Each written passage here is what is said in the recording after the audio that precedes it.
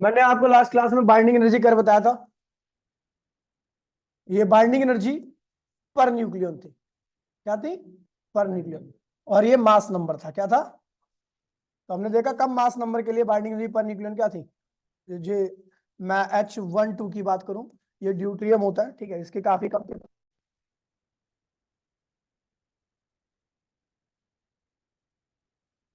Nucleons के पास जो energy हम सप्लाई करते हैं, वो न्यूक्लियंस को उनका मास प्रोवाइड करती है आइंस्टीन के इक्वेशन के हिसाब से। और वो मास क्या होता है? तो मास होता है E अपॉन ई, बाइंडिंग एनर्जी अपॉन में सी स्क्वायर के बराबर। ठीक है। ये जो मास आया है, न्यूक्लियन को जो मास मिला है ना, अगर आप इतनी एनर्जी सप्लाई करते हो, मान लो 10 जूल एनर्जी सप्लाई कर दी, तो 10 जूल एनर्जी कितने मास को लाती है, तो वो 10 जूल एनर्जी यहाँ पे रखना, सी से डिवाइड कर देना, आपको मास मिल जाएगा। ठीक है। तो जितनी भी आप एनर्जी सप्लाई करोगे किसी को भी, वो उसको मास दे देगी। ठीक है। तो बाइंडिंग एनर्जी पर न्यूक्लियन क्या होती है? अगर मैं ड्यूट्रियम की बात करूं, काफी कम होती है। ठीक है, काफी नीचे होता है। यानी इसको न्यूक्लियन को सेपरेट करने के लिए आपको बहुत कम एनर्जी सप्लाई करनी पड़ रही है, क्योंकि जब न्यूक्लियस बनी थी तो कम एनर्जी निकली थी, कम मास क्या था, एनर्जी में कन्वर्ट हुआ था। कम मास क्या था? एनर्जी में कन्वर्ट हुआ था। तो उस अगर कम मास एनर्जी में कन्वर्ट हुआ तो मास डिफेक्ट भी क्या होगा, कम ही होगा। और उसको अगर आपको न्यूक्लियस को फिर दोबारा से सेपरेट करना है, वैसे ही उसको शेप प्रोवाइड करनी है जैसे वो पहले था, तो आपको कम एनर्जी सप्लाई करनी पड़ेगी। मतलब ये चीज क्या होती है, लेस स्टेबल होती है। उसके बाद मैं बात करूं, हीलियम आता है, हीलियम 24। ये इसके कंपेरेटिवली काफी ज्यादा स्टेबल होता है, इसकी बाइंडिंग एनर्जी पर न्यूक्लियन क्या काफी ज्यादा है। इसका मतलब जब इसकी न्यूक्लियस बन रही थी तो उसके पर न्यूक्लियन के अंदर मास इफेक्ट क्या था, ज्यादा आया था, उसकी वजह से एनर्जी क्या निकली थी, ज्यादा रिलीज हुई थी। इसलिए मुझे इसको न्यूक्लियस को दोबारा इसकी शेप देने के लिए, पूरा प्रॉपर मास देने के लिए आपको क्या करना पड़ेगा, ज्यादा एनर्जी सप्लाई करनी पड़ेगी, इस वाले रिलेशन के हिसाब से। हमने देखा भैया, अब मास नंबर 2 से लेकर के, ठीक है, 20 तक में बहुत ज्यादा फ्लक्चुएशन हो रही थी। जो जितने पीक पे होता था वो उतना ज्यादा क्या होता था, स्टेबल होता था। ठीक है। वो अपने नीचे वाले न्यूक्लियस से क्या था, वो ज्यादा स्टेबल था। और अगर मैं मास नंबर 20 से लेकर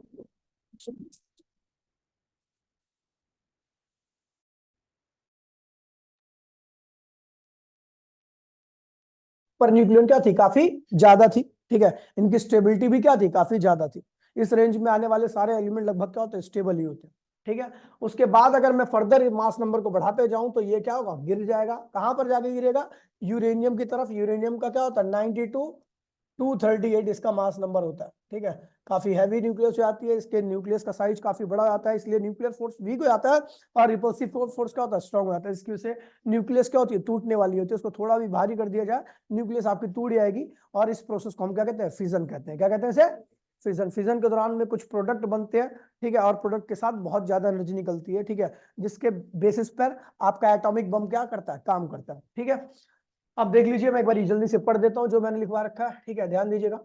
इन मास नंबर, ठीक है, रेंजिंग फ्रॉम 2 से लेकर 20 तक, there are well defined maxima, जो मैक्सिमा और मिनिमा है। ठीक है। मैक्सिमा पर कौन है भैया, आपका हीलियम हो गया, कार्बन हो गया, ऑक्सीजन हो गया, मैक्सिमा है। और ये क्या है, हाईयर स्टेबल है, क्योंकि इनकी बाइंडिंग एनर्जी पर न्यूक्लियन क्या है, इनके नीचे वाले जो नेबरिंग जो एलिमेंट्स हैं उनसे क्या है, ज्यादा है, ये ज्यादा स्टेबल मान जाएंगे। ये कहां पर है, मिनिमा पर है। और ये क्या है, इनकी स्टेबिलिटी क्या है, लो है उनके कंपेरिजन। ठीक है। अब बात करते हैं भैया, जो आपका कर्व है, अगर मैं देखूं तो काफी ज्यादा ब्रॉड आता है। कहां से, 40 से लेकर 120 तक में। मास नंबर 40 से लेकर 120 तक में काफी ब्रॉड आता है। और पर न्यूक्लियन की जो बाइंडिंग एनर्जी होती है क्या होती है, 8.5 मेगा इलेक्ट्रोवोल्ट है। काफी ज्यादा बाइंडिंग एनर्जी पर न्यूक्लियन है।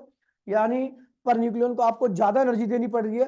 कौन सी एनर्जी, तो भैया आपको बताया क्या करने के लिए, मास, जो मास डिफेक्ट आ रखा है उसको कंप्लीट करने के लिए। वो कितनी एनर्जी होती है, बाइंडिंग एनर्जी अपॉन में सी स्क्वायर। ठीक है। ये एनर्जी दे रहे हो, और ये एनर्जी किसमें कन्वर्ट हो रही है, मास में। जैसी उस न्यूक्लियन को अपना पूरा मास मिल जाता है एनर्जी से, वैसे क्या होता है, वो न्यूक्लियस से अलग हो जाता है। काफी ज्यादा एनर्जी है। ठीक है। इसीलिए इसका मतलब, जब न्यूक्लियस बनी थी तो उसके अंदर मास डिफेक्ट क्या था, ज्यादा आया था, न्यूक्लियस काफी ज्यादा क्या थे, स्टेबल थे। अब बात करते हैं भैया सबसे स्टेबल न्यूक्लियस की। तो सबसे स्टेबल न्यूक्लियस कौन होता है भैया, आयरन होती है, जिसकी बाइंडिंग एनर्जी पर न्यूक्लियन क्या होती है भैया, 8.8 मेगा इलेक्ट्रोवोल्ट होती है। और ये क्या होता है, सबसे ज्यादा स्टेबल होता है। इसका मतलब इसके एक न्यूक्लियन को निकालने के लिए आपको इतनी एनर्जी चाहिए। ठीक है। और इतनी एनर्जी जब जाएगी तो उसका एक न्यूक्लियन अपने मास को एक्वायर कर पाएगा, पूरा प्रॉपर हो पाएगा, और तब जाके वो न्यूक्लियस से क्या होगा, अलग हो जाएगा। उसके बाद फिर बात करते हैं जैसे जैसे हम मास नंबर को इंक्रीज करते आते हैं, फर्दर इंक्रीज करते आते हैं, तो बाइंडिंग और न्यूक्लियन, बाइंडिंग एनर्जी पर न्यूक्लियन क्या होता है, लगातार क्या होता है, कम होता रहता है। और ये 7.6 मेगा इलेक्ट्रोवोल्ट पर आ जाता है, किसके लिए, यूरेनियम के लिए। किसके लिए आता है, यूरेनियम के लिए। और इसकी वजह से इंक्रीज हो जाता है क्या, आपका रिपल्सिव फोर्स, क्योंकि इसकी न्यूक्लियस का साइज, न्यूक्लियस में बहुत सारे प्रोटॉन आते हैं, इसकी वजह से रिपल्शन क्या होता है, काफी बड़े आता है। और इस वजह से ये क्या होता है, हैवियर न्यूक्लियस क्या होती है, अनस्टेबल हो जाती है। समझ गए। अब इन्हीं दोनों पॉइंट्स को देखते हुए, ठीक है, बाइंडिंग एनर्जी को पढ़ लिया आपने। अब इन्हीं पॉइंट को इस बाइंडिंग एनर्जी पढ़ने के बाद हमने दो चीजें बताई, एक न्यूक्लियर फिजन और एक न्यूक्लियर फ्यूजन।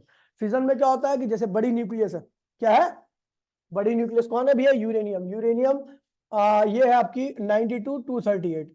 इसके साथ हमने क्या किया, एक न्यूट्रॉन को छोड़ दिया, न्यूट्रॉन को छोड़ दिया। न्यूट्रॉन का एटॉमिक नंबर क्या होता है, 1 होता है। एटॉमिक मास नंबर क्या होता है, सॉरी, एटॉमिक नंबर 0 होता है, एटॉमिक मास नंबर क्या होता है, 1 होता है। जैसे ये गया न्यूक्लियस, इसकी न्यूक्लियस क्या होगी, और भारी होगी। और इसके साथ इतने 3 प्रोडक्ट दिए, एक्स, वाई, जेड। ये कुछ भी हो सकते हैं, ये ध्यान रखना, ठीक है, कभी फिक्स नहीं होते हैं। लेकिन ये जो रहेंगे ना, ये सब के सब कहां पे लाई करेंगे, 40 से लेके 120 तक की रेंज में आएंगे। मतलब ये सब क्या होंगे, स्टेबल। क्या आएंगे, ये सब स्टेबल हो जाएंगे, स्टेबल हो गए। और साथ साथ में 3 न्यूट्रॉन निकलता है, ठीक है। और बहुत बड़े अमाउंट में क्या होती है, एनर्जी होती है। वो एनर्जी क्या होती है, डेल्टा एम सी स्क्वायर के बराबर, ठीक है। अच्छा, इसका मतलब ये हो गया, इसे कहते हैं पैरेंट न्यूक्लियाई, इसको क्या कहते हैं, पैरेंट न्यूक्लियाई। और इनको कहते हैं डॉटर न्यूक्लियाई। इसे पैरेंट न्यूक्लियस, इसे डॉटर न्यूक्लियाई कहते हैं। समझ गया, डॉटर न्यूक्लियाई, पैरेंट न्यूक्लियस, ठीक है, पैरेंट न्यूक्लियस और डॉटर न्यूक्लियाई। अब अगर मैं इन सबके मास को जोड़ता हूं, mass of X, mass of Y, mass of Z, इन तीनों का मास जो होता है वो इसके मास से क्या होता है, कम आता है। ये मास ज्यादा होता है और ये मास क्या होता है, कम होता है। इसका मतलब जो आपका प्रोडक्ट बना है उनका मास क्या है, कम है। और जो आपका स्टार्टिंग में जो तो रिएक्टेंट कैसे दो इसको, रिएक्टेंट का मास क्या था, ज्यादा था। प्रोडक्ट का मास क्या है, कम है। क्या आ गया, मास डिफेक्ट। क्या आ गया, मास डिफेक्ट। या तो न्यूट्रॉन के साथ रहता है कुछ, और कुछ मास डिफेक्ट होता है जो कि किसमें कन्वर्ट हो जाता है, एनर्जी में।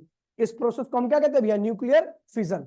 समझ गए, ये बड़ी न्यूक्लियस में होती है। और टूटने के बाद ये जितने भी आते हैं एक्स वाई जेड, सब किसकी रेंज में होते हैं, 40 से लेकर 120, जो कि मोस्ट स्टेबल स्टेट मानी जाती है। उनकी बाइंडिंग एनर्जी पर न्यूक्लियन क्या होती है, काफी ज्यादा होती है। समझ गए भाई। अभी एक प्रोसेस होता है, हाँ यहाँ पे लिखा हुआ, मैं इसे पढ़ देता हूँ एक बार जरा, ठीक है। तेरे अंगड़ाइयां आ रही है, बहुत ज्यादा है। लिखा बाइंडिंग एनर्जी पर nucleon is smaller for the heavier nuclei. समझ गए, देन मिडल वन, बीच वालों से उनकी बाइंडिंग एनर्जी पर न्यूक्लियन क्या होती है, कम होती है।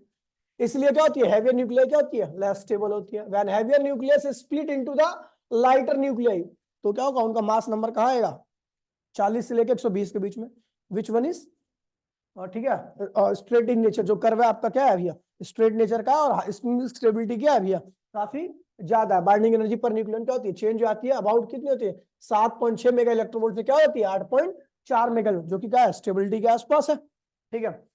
ग्रेटर द बाइंडिंग एनर्जी पर nucleon of the product nuclei result the liberation of. अब आपको पता भी है कि बाइंडिंग एनर्जी अगर बढ़ी है तो जाहिर सी बात है, बाइंडिंग एनर्जी बढ़ती कब है, जब मास डिफेक्ट बढ़ जाता है। बाइंडिंग एनर्जी पर न्यूक्लियन कब बढ़ती है, जब मास डिफेक्ट बढ़ जाता है। इसका मतलब यूरेनियम के अंदर मास डिफेक्ट कम था और उनके प्रोडक्ट के अंदर मास डिफेक्ट क्या हो गया, ज्यादा हो गया। इसका मतलब मास क्या हुआ, डिफेक्ट आया, तो उसका मतलब एनर्जी बाहर निकली है, एनर्जी क्या निकली है। और जो एनर्जी रिलीज हो रही है तो इसका मतलब उसकी स्टेबिलिटी क्या हो रही है, बढ़ रही है, ठीक है। यहाँ पे लिखा है this is what happens in the nuclear fission. इसी यही क्या होता है भैया, न्यूक्लियर फिजन के अंदर होता है, which is the basis of atomic atom bomb. इसी बेसिस पे एटम बम है, और यही हिरोशिमा और नागासाकी के ऊपर गिरा था, ठीक है। अब बात करते हैं भैया न्यूक्लियर फिजन। न्यूक्लियर फिजन एक ऐसा प्रोसेस है जिसमें कि आपने देखा था भैया, कि आपने देखा ड्यूट्रियम था यहाँ पर और हीलियम था ऊपर। इसकी बाइंडिंग एनर्जी पर न्यूक्लियन बहुत कम थी, मतलब न्यूक्लियन को निकालने के लिए बहुत कम मास देना पड़ रहा है, बहुत कम एनर्जी सप्लाई करनी पड़ रही है। वो बहुत जल्दी अपने मास को एक्वायर कर ले रहे हैं और जल्दी से न्यूक्लियस क्या हो रही है, टूट करके न्यूक्लियस में कन्वर्ट हो जा रही है। लेकिन इसका बाइंडिंग एनर्जी पर न्यूक्लियस इसका कंपेटिवली क्या होता है, काफी ज्यादा होता है। इसका न्यूक्लियस बहुत टाइटली पैक्ड है, इनका पैकिंग फ्रैक्शन का काफी ज्यादा है। इसका मतलब मास डिफेक्ट क्या रखा ज्यादा है, तभी इनका बाइंडिंग एनर्जी पर न्यूक्लियन क्या है, हमें ज्यादा एनर्जी सप्लाई करनी पड़ेगी, क्योंकि इनके अंदर मास डिफेक्ट क्या है, ज्यादा है। समझ गया। अब हम करते क्या है कि भैया ये एक ड्यूट्रियम लिया, एक और ड्यूट्रियम लिया, उन दोनों को जोड़ा हाई प्रेशर पर, ये प्रेशर कहां पर आता है, स्टार या फिर लैब वगैरह में क्रिएट करते हैं। बहुत हाई प्रेशर पर जब दो ड्यूटेरियम को बहुत पास में रखा जाता है और इतना ज्यादा हाई प्रेशर होता है कि आप जल्दी से क्रिएट भी नहीं कर सकते, इवन अर्थ के कोर पर भी इतना हाई प्रेशर नहीं होता, ठीक है। इतने हाई प्रेशर पर ये दोनों जुड़ जाते हैं और क्या बन जाता है, हीलियम-24। क्या बन जाता है, इनके अंदर मास नंबर क्या है, इनका मास नंबर क्या होता है, काफी ज्यादा होता है, इसका मास नंबर इसके कंपेरेटिवली काफी कम रहता है, और जिसकी वजह से मास डिफेक्ट क्या होता है, काफी ज्यादा आता है, साथ साथ में एक ह्यूज अमाउंट ऑफ एनर्जी निकलती है, बहुत बड़ी एनर्जी निकलती है, ठीक है। और ये एनर्जी इतनी होती है कि आप संभाल नहीं सकते इस एनर्जी को। अगर ये एनर्जी अगर हम इस पे कामयाबी हासिल कर ले तो आप लगा लो आपके घर की बिजली का बिल आप कितना भी पूरे 24 घंटे चला के रखो, 1-2 रुपए आएगा बिल, वो भी कंपनी का काम चल जाता है, फ्री हो जाएगी एनर्जी, ठीक है, अगर ये प्रोसेस कामयाब हो गया। लेकिन ये प्रोसेस कामयाब तो है, लेकिन इस एनर्जी को हम संभाल नहीं सकते, इस एनर्जी को हम वही नहीं कर सकते, इतनी ज्यादा एनर्जी निकलती है। हम काम करते हैं तो ऊपर वाले प्रोसेस में जिसकी काफी कम एनर्जी निकलती है। तो फिजन क्या होता है, जब छोटी न्यूक्लियस मिल करके एक बड़ी न्यूक्लियस का निर्माण करती है। बड़ी न्यूक्लियस क्या होती है, बाइंडिंग एनर्जी पर न्यूक्लियन क्या होती है, उसकी काफी ज्यादा हो जाती है, ठीक है। इसका मतलब मास डिफेक्ट क्या हो गया, काफी बढ़ गया, एनर्जी का लिबरेशन क्या हुआ, बहुत ज्यादा हुआ है। यहाँ पे लिखा हुआ था बाइंडिंग एनर्जी पर nucleon small for lighter nuclei क्या होती है, बहुत छोटी, कम होती है, किसके लिए, लाइट न्यूक्लियाई के लिए, ठीक है। दे आर लेस स्टेबल, वो क्या होती है, बहुत कम स्टेबल होती है। So when the two light nuclei combine to form a heavier nuclei, the higher binding energy पर न्यूक्लियन क्या होती है भैया, हो जाती है, ठीक है। जो रिजल्ट आता है उसकी बाइंडिंग एनर्जी पर न्यूक्लियन क्या होती है, काफी ज्यादा हो जाती है। इसकी वजह से बहुत ज्यादा एनर्जी निकलती है, और यही कहां पर होता है भैया, हाइड्रोजन बम में। और ये हाइड्रोजन बम कहां पर है, किसके पास है, 2-3 ही कंट्री के पास, एक रशिया हो गया, एक अमेरिका हो गया, और एक हो गया आपका चाइना। इन्हीं 3 कंट्री के पास हाइड्रोजन बम है, ठीक है। और ये काम करता है किसके बेसिस पे, न्यूक्लियर फ्यूजन बेसिस। फिजन वाले तो हमारे पास भी हैं, लेकिन फिजन वाले इतने खतरनाक नहीं होते। अब ये लगा लो जो फिजन वाले एकदम घटिया क्वालिटी के फिजन वाले बम फोड़े थे, एटॉमिक बम, कहां पर, हिरोशिमा और नागासाकी में। उसमें भी एक खतरनाक क्यों हो जाता है, एनर्जी तो कम निकलती है, लेकिन खतरनाक वो जब हो जाता है जब उसमें एक चैन रिएक्शन होती है, जिसको कहते हैं अनकंट्रोल्ड चैन रिएक्शन। होता क्या, सुन लीजिए, जब यूरेनियम के साथ में, यूरेनियम 92, ये मैं फिजन के बारे में बता रहा हूँ, 92 to 38 के साथ जब मैं न्यूट्रॉन को ऐड करता हूँ, एक न्यूट्रॉन को, तो न्यूक्लियस काफी भारी हो जाती है, साथ में निकलता है प्रोडक्ट, क्या निकलता है, एक्स वाई जेड, साथ में कौन निकलता है, 3 न्यूट्रॉन, क्या निकलते हैं, 3 न्यूट्रॉन और साथ में एनर्जी। अभी पहली जनरेशन में तो यही होता है, केवल एक यूरेनियम के साथ ये हुआ, लेकिन इसके साथ 3 न्यूट्रॉन निकले, और तीनों न्यूट्रॉन के पास क्या होती है, काफी ज्यादा काइनेटिक एनर्जी होती है। जब काफी ज्यादा काइनेटिक एनर्जी के साथ ये बाकी 3 यूरेनियम के साथ जाके मिलते हैं, तो फिर ये रिएक्शन जो यहां पर हुई है ना, वही 3 बार होती है। हर रिएक्टेंट, हर प्रोडक्ट में क्या बनेंगे, 3 न्यूट्रॉन, 3 न्यूट्रॉन, 3 न्यूट्रॉन, साथ में एनर्जी। अब यहाँ पे 3, यहाँ पे 3 बोलते हैं, अब वो कहा किससे जाके टकराएंगे, 9 यूरेनियम से। सेकंड जनरेशन में कितने आएंगे, 9, फिर 9 से 81, 81 से 243, ये प्रोसेस क्या होगा, बढ़ता जाएगा। ये अनकंट्रोल्ड चेन रिएक्शन है। पहले तो कम एनर्जी थी, लेकिन दूसरी जनरेशन में ट्रिपल, चौथी जनरेशन में 27 गुना, पांचवी जनरेशन में ऐसे ही बढ़ता जाएगा प्रोसेस, और इतनी ज्यादा एनर्जी हो जाती है। एटम बम जब फटता है ना, तब खतरनाक नहीं होता, फटने के 1 घंटे बाद खतरनाक हो जाता है वो, ठीक है। फटने के 1 घंटे बाद देखोगे ना, तो इतनी ज्यादा एनर्जी निकल जाएगी, तो आप सोचोगे जैसे नॉर्मल बम होते हैं, वो फटते के साथ ही जितनी एनर्जी निकालनी होती निकल गई। लेकिन एटम बम में ये जो फिजन प्रोसेस में काम करता है, ये बाद में खतरनाक होता है। पहली, दूसरी, तीसरी, जब जैसी 10वीं 50वीं से 8वीं आती जनरेशन फिजन की, वैसे में तो न जाने कितनी एनर्जी आती है, उसमें तो तहलका मच जाता है, ठीक है। एक ब्लास्ट नहीं होता इसमें, अनगिनत ब्लास्ट होते रहते हैं लगातार, समझ गया, सुबह फटेगा तो शाम तक फटता रहेगा, इतने ब्लास्ट होते हैं इसमें, समझ गए। तो इसलिए ऊपर वाला भी होता है। लेकिन अगर ये हो गया किसी के ऊपर, ये फट गया किसी देश के ऊपर, तो विदेश क्या, उसके 8-9 देश आसपास के क्या होते हैं, खत्म हो जाते हैं। धमाका इसमें एक ही होता है, धमाका इसमें एक ही होता है, लेकिन ऐसा होता है कि फिर खत्म ये सब कुछ। इसका एग्जाम्पल नीचे लिख रखा है मैंने, ठीक है। अब ये आयरन सबसे ज्यादा स्टेबल स्टेट है, ठीक है। एक तारा कब मरता है, इसकी भी स्टोरी मैं आपको बता देता हूँ, ठीक है। जब तारा स्टार्टिंग में बनता है, एकदम प्राइमेटिव स्टार होता है, प्राइमेटिव मतलब जो नया नया स्टार बना होता है, ठीक है। उसमें केवल हाइड्रोजन होती है, ठीक है। और हाइड्रोजन किस में होती है, प्लाज्मा स्टेट में होती है, ठीक है। अब तारा बड़ा होता है, काफी ज्यादा, बहुत बड़ा होता है तारा, ठीक है। अब उसके कोर में जो प्लाज्मा होता है, उसके प्लाज्मा के ऊपर बहुत ज्यादा प्रेशर लगता है, मतलब है हाइड्रोजन ही, मैं प्लाज्मा बोल रहा हूँ उसको, अब उसने हाई प्रेशर पर क्या होता है, दो हाइड्रोजन मिल करके क्या बनता है, हीलियम बन जाता है। बचती है क्या, एनर्जी, जो कि बाहर निकलती है। ये प्रोसेस होता रहता है, हाइड्रोजन हाइड्रोजन बनकर हीलियम हीलियम बनता रहता है। वो तारा जब तक जलता रहता है, ये प्रोसेस करता रहता है तब तक सारे हाइड्रोजन किसमें कन्वर्ट ना हो जाए, हीलियम। अब तारा क्या हो जाता है, केवल हीलियम का बनता है, हीलियम का बचा। पहले हाइड्रोजन थी, अब केवल क्या बचा उसमें, अब हीलियम के बाद एक नया प्रोसेस चालू होता है, उसमें भी फ्यूजन होता है।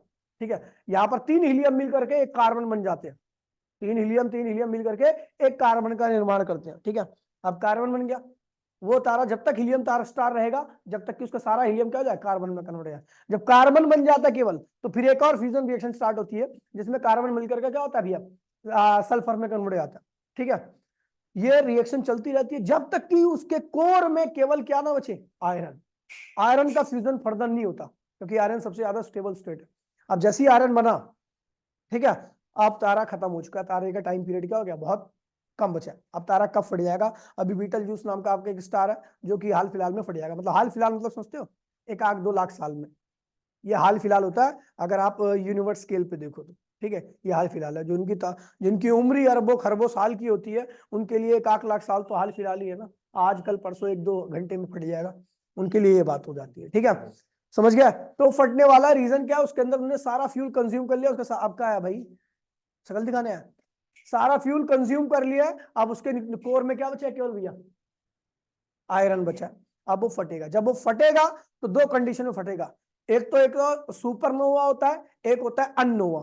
ठीक है, आपके लेवल पे नहीं पढ़ते। ठीक है, सुपरनोवा में तारा पूरा देखो, पहले कोलैप्स होगा पूरा का पूरा। देखिए, स्टार को संभालने के लिए दो चीजें होती है, एक तो ग्रेविटी होती है जो कि अंदर की तरफ लगती है, एक होता है एनर्जी थ्रस्ट जो कि कहाँ लगता है, बाहर की तरफ लगता है। जब तक ये दोनों बराबर रहते हैं तब तक तारा अपनी शेप में रहता है।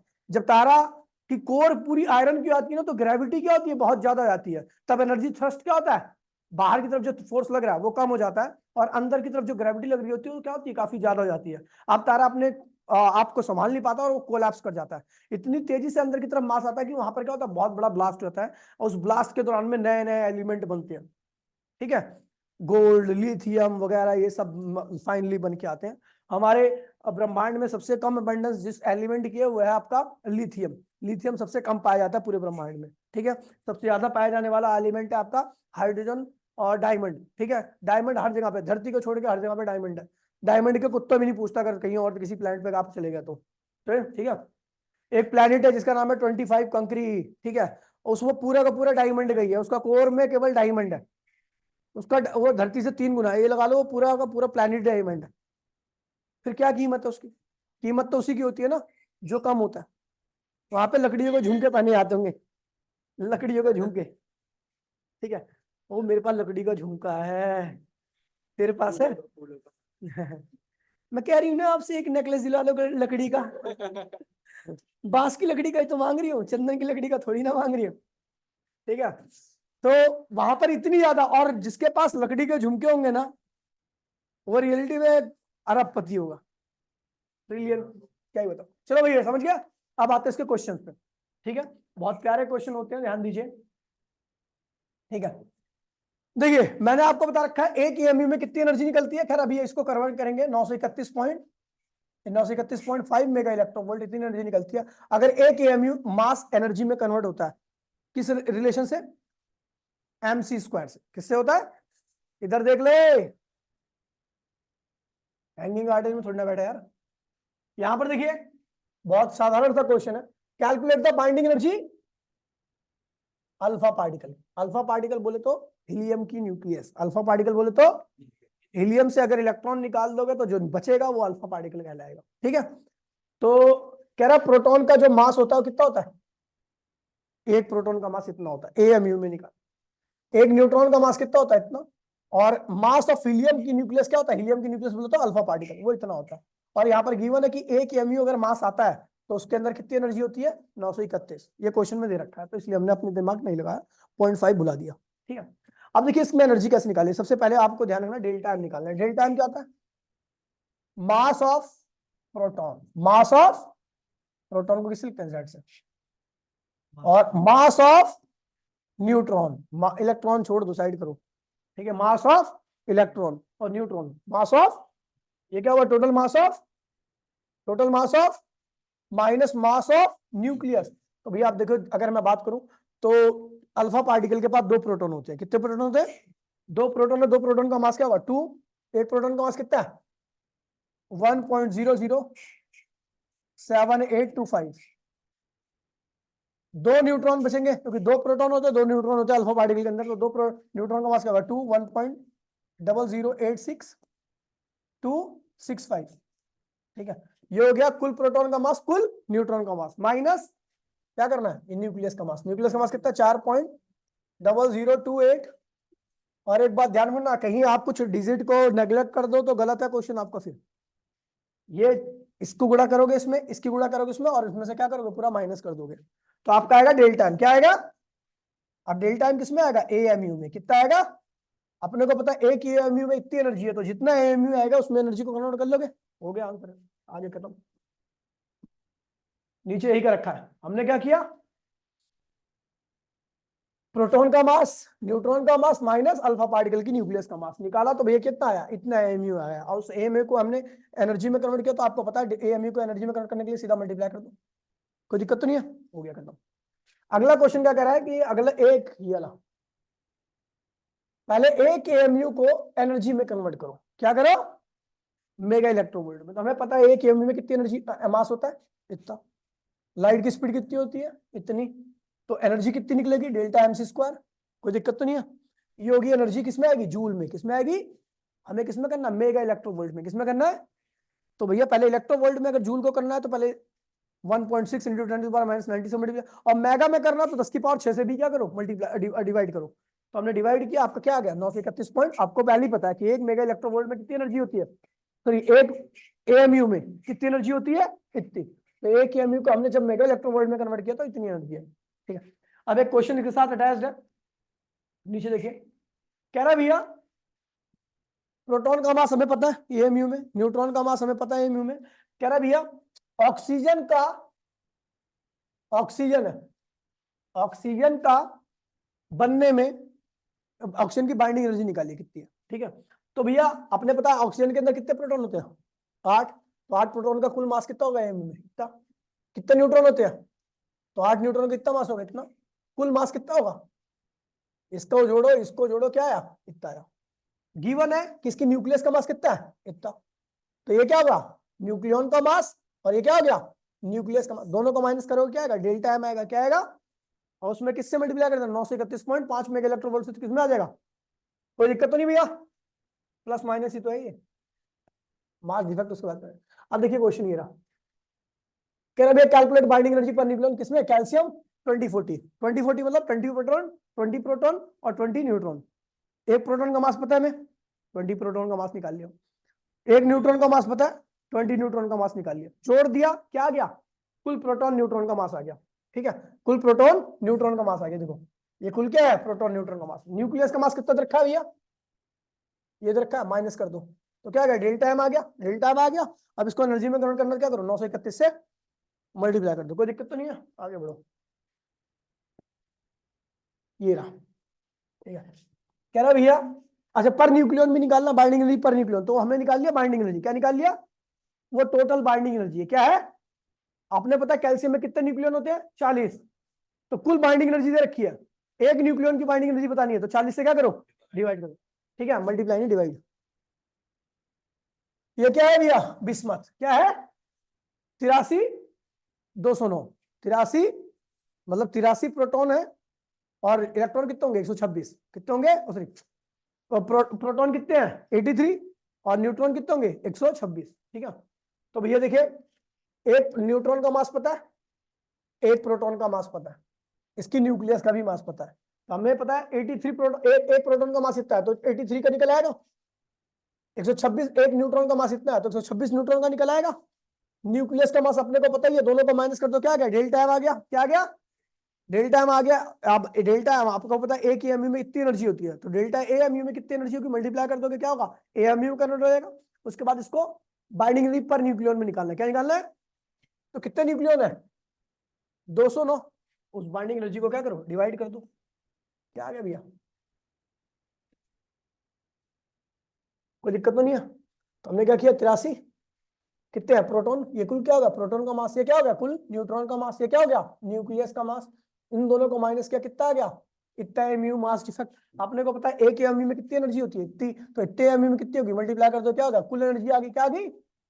अब इसको पर न्यूक्लियन के हिसाब से कर लो, इसमें कर लो तो 209 से डिवाइड कर दो आंसर आ गया।